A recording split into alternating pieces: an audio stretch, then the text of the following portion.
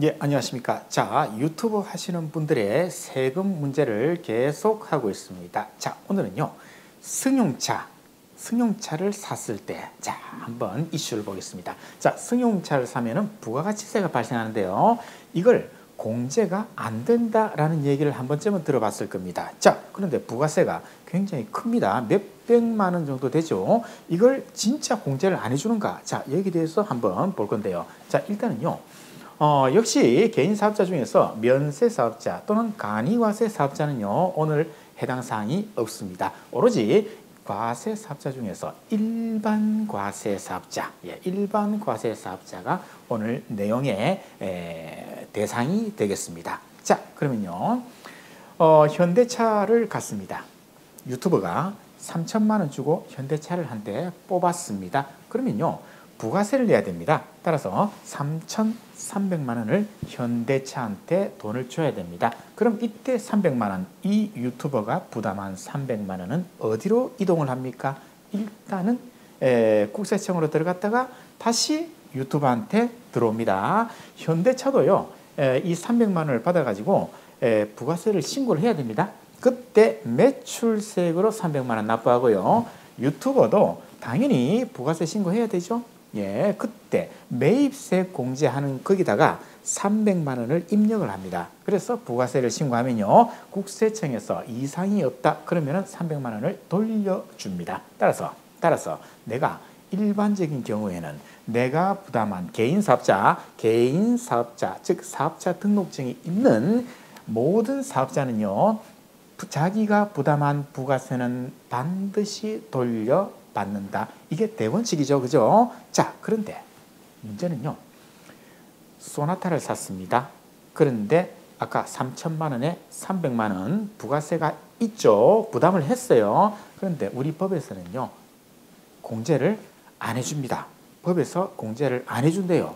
아니, 내가 여행 유튜버인데 내가 소나타를 사가지고 말이죠, 열심히 전국을 돌아다니면서 전국의 맛집들을 이렇게 소개하고 또 아주 멋진 관광지를 소개하는 이런 유튜버, 즉 사업에 썼다는 겁니다. 업무에 사용을 하고 있어요. 그럼 당연히 공제를 해줘야 되는 거 맞지 않습니까? 그죠? 그런데 국가는요, 안 해줍니다. 그 이유는 아주 심플해요. 이 차가 업무용에 썼는지 아니면 사적인 용도로 썼는지 국가로서는 도무지 알 길이 없다. 그래서 야야야, 귀찮으니까, 나 국가 머리 아프니까 니네들 전부 다 공제해 주지 마. 이렇게 해서 이 법에서는 공제를 못 받도록 되어 있습니다. 그래서 내가 부담한 300만 원은 공제 못 받습니다. 돌려받지를 못해요. 그러면은 어떤 현상이, 자, 그러면요, 무조건 그러면은 이 규정을 적용하느냐, 그건 아니에요.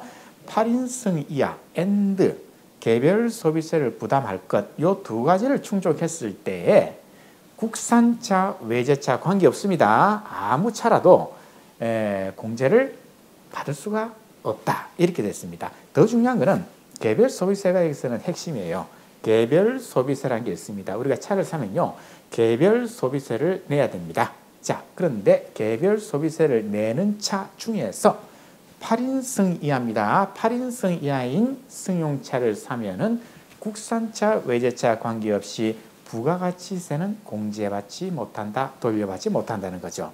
그러면은 3천만 원에 300만 원, 요 300만 원을 우리가 어떻게 우리 회계사무소에서는 처리를 할 것인가, 이렇게 이걸 보면요, 자, 자산으로 잡습니다. 3,300만 원 차를 사고 전부 다 비용이다, 이게 아니고요, 일단 자산으로 3,300만 원 자산으로 잡아놓고 매년 20%씩 감가상각을 합니다. 그걸 통해서 조금씩 비용으로 처리하고 있습니다. 따라서 공제받지 못한 300만 원은 자산에 들어가서 요 300만 원치만큼은 비용으로 들어온다는 거, 그거 그런 식으로 처리가 되고 있다는 거죠. 자, 그다음요. 그런데 특별히 국가가 말이죠, 특별히 공제를 해주겠다는 차들이 있습니다. 세 가지가 있는데요. 첫 번째, 자, 1000cc 미만, 즉 경차를 샀을 때, 이때는요, 개별 소비세 자체가 없습니다. 대표적으로 뭐 마티스, 모닝, 뭡니까, 레이, 그 다음에 캐스퍼, 이런 차들은요 1000cc 미만 차라서 이거 부가세 공제를 해줍니다. 이때는 1000만 원에 샀다 그럼 100만 원은 공제를 받을 수가 있습니다. 그래서 캐스퍼를 사기 위해서 현대차에 가가지고 야 니네들 내가 캐스퍼 사려고 하는데 이거 개별 소비세 있니? 라고 물어보시면은 이거는 없습니다 라고 할 겁니다. 또는 부가세 공제 됩니까? 하면은 예 됩니다 라고 그 딜러가 요거는 자신 있게 설명을 해줄 겁니다. 자, 그래서 첫 번째 1000cc 미만 차는 공제를 받을 수가 있다. 왜? 개별 소비세가 없기 때문에. 자, 첫 번째. 그 다음 두 번째는요. 승합 자동차입니다. 9인승 이상 되는 9인승 이상이에요. 예를 들어 스타렉스 또는 카니발 있죠. 그런데 요게 이제 카니발도 그렇고 스타렉스도 그렇고 이게 8인승 이하다. 그러면 이건 또 개별 소비세가 나오도록 되어 있습니다. 그때는 공제를 못 받겠죠. 어쨌든 9인승 이상 되는 이런 차들은 개별 소비세가 또 없어요. 그래서 이것도 공제를 받을 수가 있다는 거. 예. 그다음에 세 번째. 자, 화물차입니다. 포터입니다. 당연히 이거는 뭐 업무용이라고 100% 확신할 수 있겠죠. 따라서 공제를 받을 수가 있다. 개별 소비세도 없다. 액티온 스포츠 이런 것도 일단 화물차로 분류가 됩니다. 따라서 공제를 받을 수가 있다. 그래서 우리가 저도 이제 세무사 시험 공부할 때 말이죠. 우리 학원 강사가 이런 얘기를 합니다. 우스갯소리로 야타 들어보셨죠? 1990년도 그때 대학생들 차가 별로 없었어요. 예, 그런데 차를 몰고 와가지고 마음에 드는 여자한테 야 너 타 이렇게 했을 때 이거 타겠습니까? 안 타겠죠? 자, 이거 타겠습니까? 그죠? 11인승, 12인승 이 봉고차가 와가지고 야 타 하면은 이거 인신매매냐? 이거 절대 안 타겠죠? 그 다음에 경차 타고 말이죠. 예, 모닝 타고 와가지고 야 타 하면 타겠습니까? 안 타죠. 그래서 우스갯소리로 야 타 했을 때 그게 안 통하면은 요거는 개별 소비세가 없어가지고 공제를 받을 수가 있다. 이런 식으로 이제 야매로 암기를 하고 그렇게 했습니다. 자, 어쨌든 요 세 가지 전부 다 개별 소비세가 없고 공제를 받는다. 예. 그러면요, 우리가 차를 살 때만 그럼 공제를 못 받냐? 예를 들어서 소나타를 샀다 그러면은 차를 살 때뿐만 아니고 유지할 때 들어가는 비용도 다 공제를 받을 수가 없습니다. 자, 기름을 넣었습니다. 기름 우리 신용카드로 넣죠. 그럼 그 영수증 보시면요. 부가세 얼마 적혀 있죠. 그것도 공제를 못 받습니다. 차를 수리했습니다. 100만 원 나왔습니다. 내가 부담한 부가세 10만 원 이것도 공제가 안 된다는 거. 예, 그래서 구입, 유지 모두 다 마찬가지입니다. 이건 신차, 중고차 마찬가지예요. 신차, 중고차 관계없이 요거 아까 개별 소비세가 나오면서 8인승 이하 그죠? 이런 차들은 무조건 안 된다. 그런데 이제 아까 공제가 되는 차들 경차 1000cc 미만 그다음에 이제 9인승 그죠? 이상 그다음에 화물차 이런 차들은 당연히 이런 기름 수리비 다 공제가 된다는 거죠. 예. 자, 그래서 이제 결론을 말씀드리겠습니다. 일단은요, 개별 소비세로 판단을 합니다. 개별 소비세를 내가 냈다 그러면은 이거 공제 안 된다 그랬죠. 개별 소비세를 안 냈다 그러면 요거는 공제가 가능하다는 거. 그래서 내가 신차, 현대차 새로 산다 그러면은 가셔가지고 여기 차종이 좀 헷갈릴 수가 있습니다.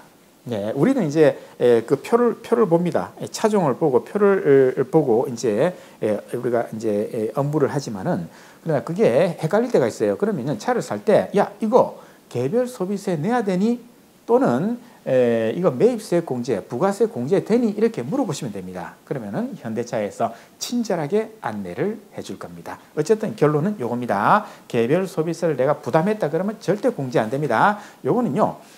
부가세 신고할 때 만약에 소나타를 샀는데 내가 300만 원을 매입세 공제를 받았다. 그러면요. 세무서에서 연락이 올 확률이 굉장히 높습니다. 이건요. 기가 막히게 세무서에서 잘 찍어냅니다. 그런데 어떤 경우는요. 요거 공제했는데 그냥 넘어가는 경우도 있었습니다. 근데 요즘은요.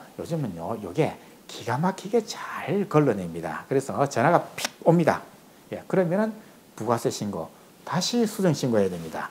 300만 원에 대해서 가산세 붙여가지고 다시 신고해야 되기 때문에 아까 말씀드린 요 룰에 따라서 차를 샀다 또는 기름을 넣었다 수리를 했다 이런 것들은 요 룰에 따라서 공제를 받을 수 없을 때는 절대로 넣으시면 안 돼요. 부가세 신고할 때 공제 금액 넣으면 안 된다는 겁니다. 자, 어떻습니까? 이제 아주 명쾌하게 답이 나왔죠? 예, 그래서 차를 샀을 때 유지할 때 이거 부가세 신고 어떻게 하는가 거기에 대해서 알아봤습니다.